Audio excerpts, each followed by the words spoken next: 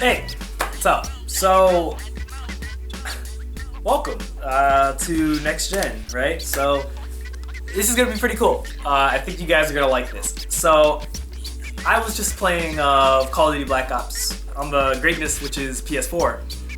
And, you know, one thing that everybody who's played it, I think feels is, especially like in the squad and so forth in Game Illuminati who've played it, is a phrase that we've been using, or that MWN even put in his video was, I should hate this game, but I can't. You know, that was the biggest thing playing Black Ops 3 was, you know, I couldn't really hate on the game. And so I've been spending the last couple of days just in deep thought over what this feeling is. And could it be that the idea of the Cod Cycle is in fact wrong?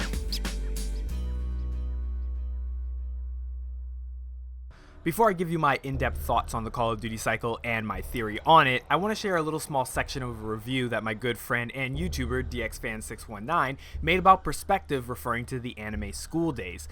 Don't worry, there's a reason for all this. Perspective. Sometimes things are all about perspective. Is the glass half empty or is it half full? Sometimes people's actions are justifiable from one viewpoint, but not from another. When speaking about works of fiction, matters of perspective will always come up.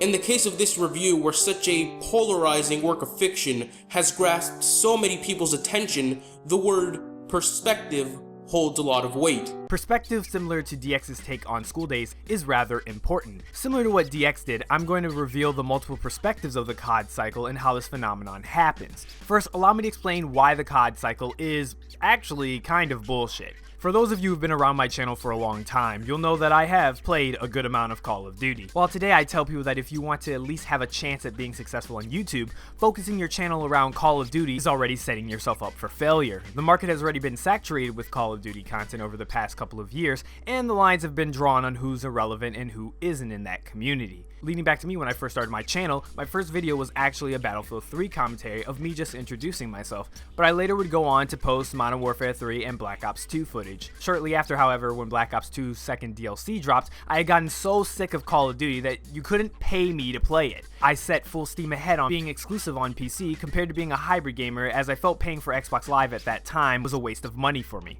A year later, an Activision along with a Hollow Studio, Infinity Ward, came out on a stage ready to announce the next generation of Call of Duty. It was supposed to be innovative and change the game for Call of Duty. It would push next-gen hardware. Of course, I didn't fall for any of this. I immediately overanalyzed every aspect of that conference, and I even made a long rant video expressing my extreme displeasure with what I had seen. Now this leads back to my main point on perspective. Perspective is important as it can influence your enjoyment of a game. Many will tell you that playing the game yourself and forming your own opinion leads to your own perspective, but I feel like that isn't necessarily true. One of the biggest things that influence your look on games is not only the experience you have playing the game, but the experiences of those around you. A lot of people, perhaps even yourself, aren't keen to admitting this, as many of us wish to think of ourselves as intellects who lead and don't follow. We aren't sheep who just bandwagon a game whether we hate it or like it. You may say that, but you're actually being influenced. It's no different in the study of marketing, as marketing has found that if you keep slamming an idea upon someone over and over again, eventually it'll take root and grow subconsciously. Even movies like Inception and anime like Paprika explore this idea that you are more susceptible to the environment around you than you think, and next thing you know, you've joined the sheep. It's human nature and you shouldn't be ashamed of it. Humans cling to social interaction. We are social animals who, like other species, cling towards a social environment, and while there are those of us who tend to stay away from being social, this isn't necessarily by nature, but by the influences of experiences and your environment, which gave you a bad social experience, thus giving you an antisocial mindset. Now, what does this have anything to do with Call of Duty? More than you think, actually. First, let me explain to those people who don't know what the Cod Cycle is. In a nutshell, the Call of Duty cycle is a consistent cycle of the COD community complaining and hating the current integration of Call of Duty, yet still buying the next game. It's an unexplainable cycle of new Call of Duty sucks, the last one was better. A little history note which I found funny is the Call of Duty cycle was actually based off of a previous concept known as the X cycle or the Sonic cycle. It was originally a viral concept that satirized a fanboy's emotional experience with the release of a new game or gaming console. The first iteration iteration of the cycle actually was targeted towards the Sonic fan base. Anyways, we are currently in the life cycle of Advanced Warfare and moving towards Black Ops 3. Advanced Warfare was a Call of Duty that really did try some new ideas to mix up the Call of Duty formula. I even reviewed the game and was pleasantly surprised, and even till this day, I still enjoy Advanced Warfare, while the majority of the community has already begun the cycle of calling it trash, and some who, Lord forgive them, have gone back to play Call of Duty Ghosts. Now, the community is gearing up for Black Ops 3, and there's already a little bit of divide due to the Titanfall-esque movement in Black Ops 3. Alright, now that we have all the groundwork set up, allow me to introduce our gamers for this theory. We have Gamer 1, 2, and 3. This is Gamer 1, also known as Perspective 1. He currently bought Call of Duty Advanced Warfare Day 1, and by January he hates the game with a burning passion, yet he still plays it. He felt that there was no way they could make a game worse than Call of Duty Ghost, but due to the fast movement, lag, and supply drops giving him shit, he feels corrected. He wishes he could just go back and play something else, but other games don't interest him, or all of his friends are only playing Call of Duty. This is Gamer 2. He hates Call of Duty. He preaches about how bad of a franchise Call of Duty is, and how the player base is a cancer. Don't get it twisted, he still played Call of Duty up until recently. Sometimes a person like Gamer 2 left due to disinterest in the Call of Duty franchise, or simply they act this way to feel politically correct. And this is Gamer 3. Gamer 3 is sort of a hybrid choice. They recognize that there's issues and bullshit in the game, but that hasn't killed them of their fun. They hop on just to play some matches and not really think much of what's going on. They've skipped around playing some Call of Duties more than others, but never really relies on the game as being their only way of obtaining enjoyment. While each of these gamers are different in their own respect, I'm sure that if all three of these gamers were in a room, they could all have a fair share of complaints about each Call of Duty. These problems create one result: anger and rage. All three perspectives have experienced this. There is no such thing as a person who doesn't rage at Call of Duty. It's an endless cycle within itself of frustration and anger. But the main point that separates these three perspectives is why they keep going. Gamer 1 isn't optimistic, but is more addicted. Even while he hates the current Call of Duty with a passion, there's still a high probability that he'll go out and buy the next one. Why? Group conformity. Humans naturally have a desire to conform to a group because they don't want to stand out. When you stand out, you'll be judged, and let's be real, that's something we as humans aim to avoid. This is the youngest stage of what I like to call the Call of Duty metamorphosis. They might be 2 to 3 titles in, and besides the occasional mishap, they can overlook it due to the fun factor. This is what I call the first high. It's the first game where you totally decimated the enemy team on Call of Duty 4, Modern Warfare 2, hell, even maybe Black Ops 1 for some of you, was better than anything you've ever experienced before. It was a COD formula masterfully being put to work.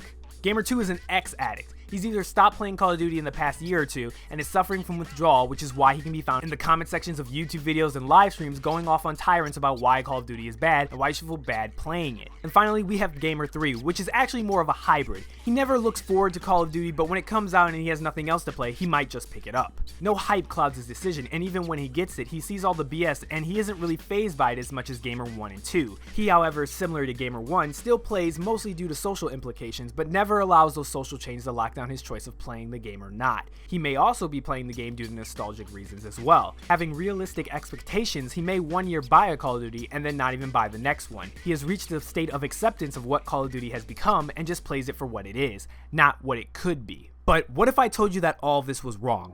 What if I told you that this whole idea of perspective is more of a coming of age? Some grow faster than others, and what I didn't tell you is that at one point or another, I was actually each of these gamers throughout my lifetime. Allow me to explain. See, the Cod Cycle isn't really a cycle. It's more of stages similar to the stages of grief. Created by Elizabeth Ross, On Death and Dying was a book created examining the series of emotional stages of grief. I actually took the time to read this book a while back and realized that the stages of grief were similar to the stages I went through with Call of Duty. I'm not saying that this is exactly how each and every one of you will go through your experience with Call of Duty, but talking with a lot of other gamers, I've noticed that they're all on very similar paths. One of the first reactions is denial, wherein the survival imagines a false preferable reality. This is when you look forward to the next Call of Duty after being angry with the current iteration.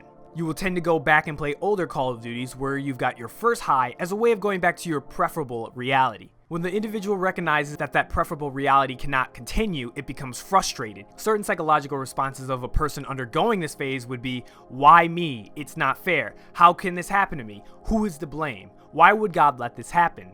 Sound familiar? How did I not kill him? Lag killed me. I swear this game hates me. The supply drops are giving me shit. Path 3. Bargaining. The third stage involves hope that the individual can avoid a cause of grief. Usually the negotiation for an extended life is made with a higher power in exchange for a reformed lifestyle. Other times they will use anything valuable against another human agency to extend or prolong the life.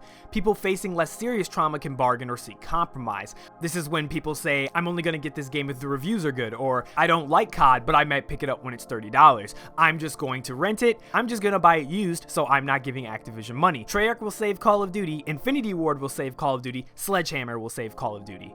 Stage 4, depression. I am so sad, why bother with anything? I'm going to die soon, so what's the point? I missed my love, why go on?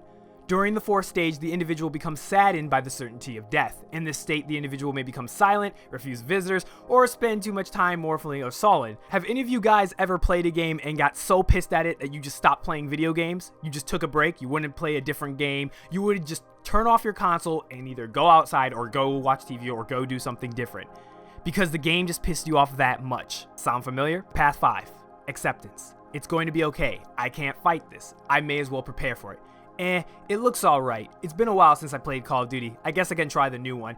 Not really interested. I'll pass. In the last stage, individuals embrace reality. They are no longer angry at Call of Duty, nor are they hurting themselves to buy and play Call of Duty over and over again. What you've witnessed was actually my path as a Call of Duty player. To some, a necessary evil, and others, a cancer. Talking with different Call of Duty players over the years and inputting my own experience, I don't think we're all in some crazy cycle. Each of us has our own stage of metamorphosis. I realized this when I bought Advanced Warfare last year. I wasn't suffering relapse and I wasn't losing my mind. I looked around and I saw everybody around me was mad, getting angry, and returning Advanced Warfare. Yet, I wasn't. I was still enjoying it. And at that moment, I realized something. I realized that some of us are just ahead of the curve. So at the end of the day, we're each on our own path, and wherever that path takes us, it'll take us. And I feel like I've finally hit that final path. I wouldn't call it perfect peace. Of course, Call of Duty prevents that from ever happening, but I feel that I've reached a good spot with Call of Duty. It doesn't affect me a lot, if not at all, like it did 2 to 3 years ago. And just seeing my growth with the series has been something truly intriguing. And maybe with the experience I've had with Call of Duty, it may just be similar to yours. Thank you guys for watching. I hope you enjoyed this new format, and I'm gonna actually go back and play some more Black Ops 3 on PS4. Man, that just doesn't sound right.